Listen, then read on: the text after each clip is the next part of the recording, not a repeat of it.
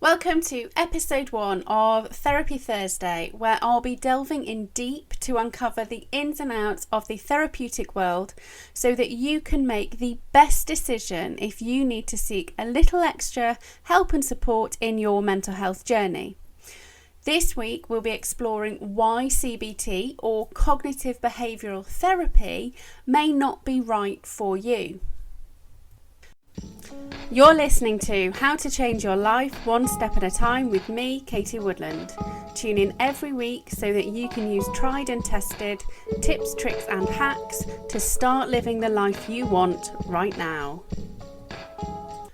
Before we get into whether CBT is helpful or not, I'm going to give you a little background into the therapy. So CBT was developed way back in the 1960s by Dr. Aaron T. Beck, who was a psychiatrist at the University of Pennsylvania. At the time, he was conducting experiments on patients with depression. Now, don't panic, they weren't dangerous or harmful. But what he found was that those who were struggling with depression were experiencing a non-stop barrage of negative thoughts going on in their subconscious, which they weren't even aware of. Now, he categorised these thoughts into 3 different types, ones which were about themselves, those which were negative about the world, and those which were tied up in the future.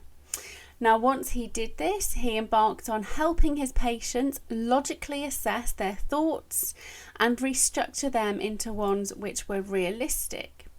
He found that by following this process, his patients were able to feel better about themselves, the world, and their future. He termed this cognitive therapy, and this has since metamorphosized into cognitive behavioural therapy, or CBT, as it has moved on slightly over the past few years.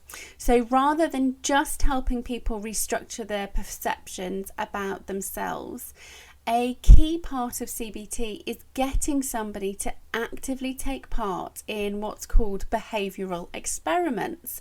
Now, this further cements the new perceptions of themselves, the world and the future into their brain.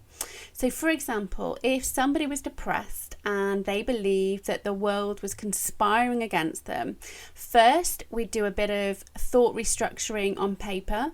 Then possibly get them to record a list, like a pros and cons list of all the good things that happen and all the bad things that happen over the period of a week.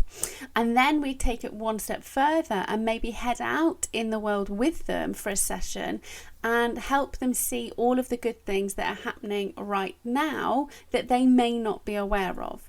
So since CBT started, it's been tested and retested to see whether it's a viable method of therapy for a multitude of different mental health issues.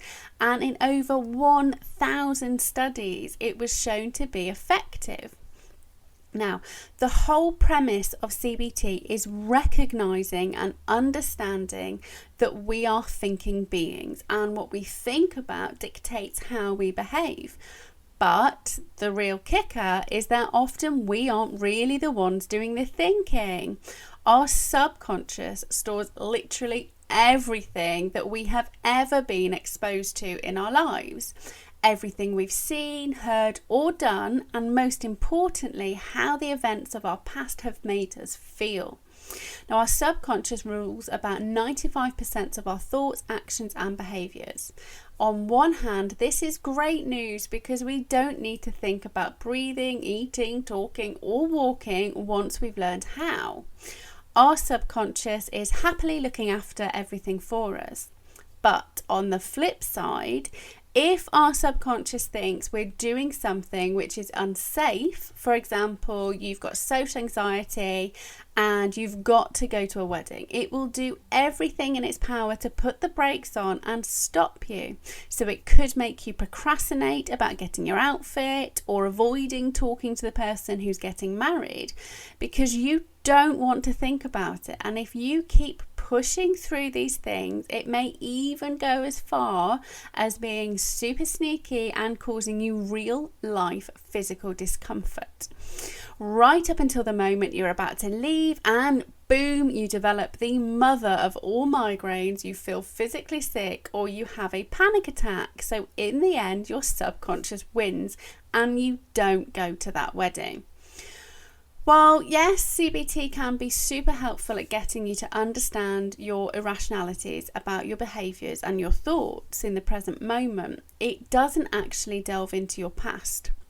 Now, often the way that we're behaving directly relates to something which has happened during our childhood. Remember, our subconscious stores everything. Now, most mental illnesses start before the age of 18 and around 50% before we hit our teens. Now, by ignoring the past, you never manage to get to the root of the problem, and both depression and anxiety have returned even after someone's undergone extensive CBT on quite a few occasions. Now, there's also a fundamental flaw when it comes to using CBT for people who are struggling with severe anxiety or severe depression. It relies heavily on the person's ability to motivate themselves to do the work and actively think about the things going on in their lives.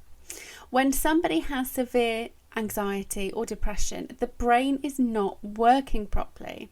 In fact, key areas of the brain which are struggling to function are the areas which look after what's known as higher order functioning, and this is the thinking, the processing and the memory parts of the brain.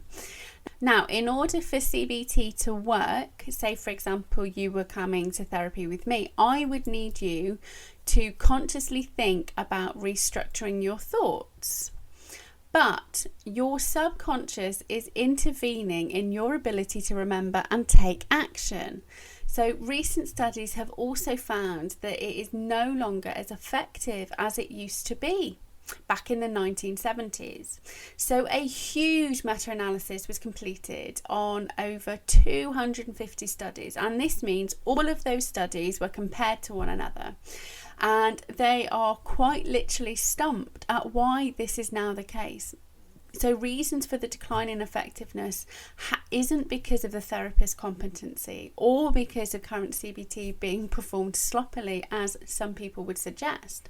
Now, I like CBT. I think it's an extremely useful tool in the mental health recovery process. Some of the key elements of CBT play a vital role in my therapeutic intervention because they are helpful. But for me, if you are really struggling with depression and anxiety and you are unable to motivate yourself to take action, then CBT isn't going to be helpful. Similarly, if you have had quite a traumatic childhood, then CBT alone isn't going to help you get to the root of the problem, and you may still end up struggling. Personally, I believe CBT is losing its effectiveness because it became a one-size-fits-all solution, and it just isn't. I am so careful about who I work with and often advise people to use different services if I don't think they're a good fit.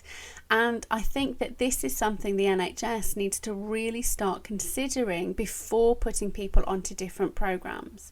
Now, don't get me wrong, I wholeheartedly sympathise. They are doing everything in their power to help, and sometimes the service that you actually need just isn't available. Or most often you have to wait a heck of a long time, and like all health issues, the longer you wait for treatment, the worse it gets. So remember, you know you better than anyone else, and if you don't think CBT is right for you, then let your doctor know why. Keep them in the loop and be honest. This is the only way they can help you come to the right decision about the support that you need. Now, I hope this has been useful, and if you have any questions, please don't hesitate to leave a comment. I will get back to you personally as soon as I can. Also, make sure you subscribe, as next week on Therapy Thursday, we will be looking at why counselling makes stress, depression and anxiety a lot worse. Have a wonderful rest of your day, and I look forward to speaking to you soon.